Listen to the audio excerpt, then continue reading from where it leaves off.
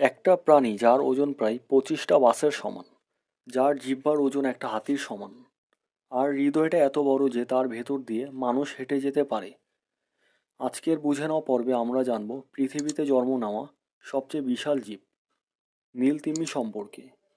এই ভিডিওটা শেষ পর্যন্ত দেখলে আপনি বুঝতে পারবেন প্রকৃতি আসলে কতটা ভয়ঙ্কর সুন্দর। বুঝে নাও চ্যানেল আপনি নতুন হলে সাবস্ক্রাইব করুন, এবং যারা ফেসবুক থেকে দেখছেন তারা ফলো করতে ভুলবেন না। চলুন শুরু করি।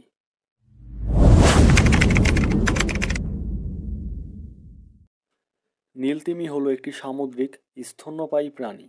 মানে সে মাছ না, সে বাতাসে শ্বাস নেয় আর বাচ্চা জন্ম দেয়, ঠিক মানুষের মতো। নীলতিমি পাওয়া যায় প্রশান্ত মহাসাগর, আটলান্টিক মহাসাগর, ভারত মহাসাগর, এমনকি অ্যান্টার্কটিকার কাছাকাছিও। তারা সাধারণত গভীর ও খোলা সমুদ্রে থাকে এবং একা চলাফেরা করতে পছন্দ করে। একটা পূর্ণবয়স্ক নীলতিমির দৈর্ঘ্য 25 থেকে 30 মিটার, মানে প্রায় 8-10 তলা বিল্ডিংয়ের সমান। ওজন 150 থেকে 180 টন, মানে 30-35টা হাতির সমান। হৃদয় প্রায় 180 কেজি, একটা ছোট গাড়ির সমান। ফুসফুস একবার শ্বাসে প্রায় 5,000 লিটার বাতাস নিতে পারে। এমন বিশাল প্রাণী আজ পর্যন্ত ডাইনোসরের চেয়ে বড়। অনেকে ভাবেন এত বড় প্রাণীর মস্তিষ্ক নিশ্চয়ই খুব বড়। আসলে নীলতিমির মস্তিষ্ক শরীর তুলনায় ছোট, কিন্তু তার স্নায়ুতন্ত্র এতটাই নিখুঁত যে সে গভীর সমুদ্রে একদম নিঃশব্দে চলতে পারে। তার লেজের একটি মাত্র আঘাতে পুরো সমুদ্রে ঢেউ তৈরি হয়। এত বড় শরীর, তাহলে সে কী খায়? অবাক হবেন শুনে। নীলতিমি খায় কিলফিশ, ছোট ছোট চিংড়ির মতো প্রাণী। একদিনে প্রায় 3-4 টন কিল খায়। একবারে বিশাল মুখ খুলে পানি ঢোকায়, তারপর মুখ বন্ধ করে পানি বের করে দেয়। ভেতরে থেকে যায় হাজার হাজার কিল। এই পদ্ধতিকে বলে ফিল্টার ফিডিং। নীলতিমির ডাক পৃথিবীর সবচেয়ে জোরালো প্রাণীর শব্দ। শব্দের মাত্রা প্রায় 188 ডেসিবেল। এই শব্দ 1600 কিলোমিটার দূর থেকেও শোনা যায়। সাবমেরিন পর্যন্ত ধরতে পারে। এই শব্দ দিয়ে তারা সঙ্গীকে ডাকে, নিজেদের অবস্থান জানায়, বিপদ সংকেত দেয়।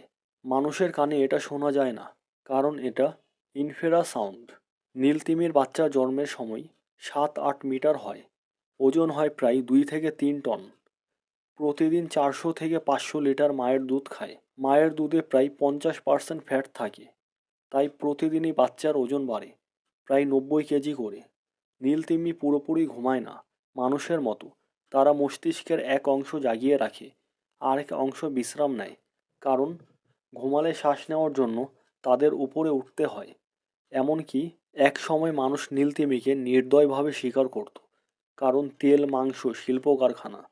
1900 সালের দিকে প্রায় 3 লক্ষ নীলতিমি মারা হয়। এখন পৃথিবীতে আছে মাত্র 10 থেকে 25 হাজার নীলতিমি। বর্তমান হুমকির মুখে জাহাজের ধাক্কা, সমুদ্র দূষণ, জলবায়ু পরিবর্তন, শব্দ দূষণ। আজ নীলতিমি আন্তর্জাতিকভাবে সংরক্ষিত, কিন্তু শুধু আইনই যথেষ্ট না।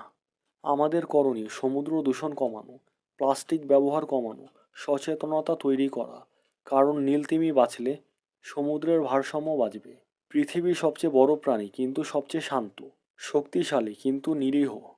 নীলতিমি আমাদের শেখায় বড় হওয়া মানে ধ্বংস করা না, বরং ভারসাম্য রেখে বাঁচা। আজকের বুঝে নাও পর্ব যদি ভালো লেগে থাকে তাহলে ভিডিওটি লাইক দিন, চ্যানেলটি সাবস্ক্রাইব করুন, আর কমেন্টে লিখে জানান পরের ভিডিওটি কিসের ওপর চান। ধন্যবাদ।